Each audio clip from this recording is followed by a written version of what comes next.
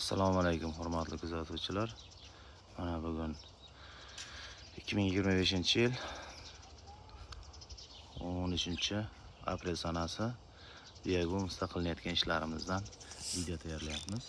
Mana azizlar, ko'rib turganlaringizdek, mana shu Biyagumuz ishlanayotgan joyimizda ag'darib chiqyapmiz. Bunga sabab mana bunday begona o'tlarni yo'qotish. Keyin mana shunday ag'darib tursangiz cho'lchanglarning harakatlanishi yaxshi bo'ladi. Ikkinchidan, uchinchidan mana shu oziqani qanchalik ag'darib tursangiz, burayda bir marta ag'darib tursangiz, chirish proseslari yaxshi bo'ladi. Chirigandan keyin albatta biyagum sifatli chiqishiga olib keladi. Keyin qanchalik ko'p ag'darib tursangiz, mana shunday begona o'tlar chiqaveradi.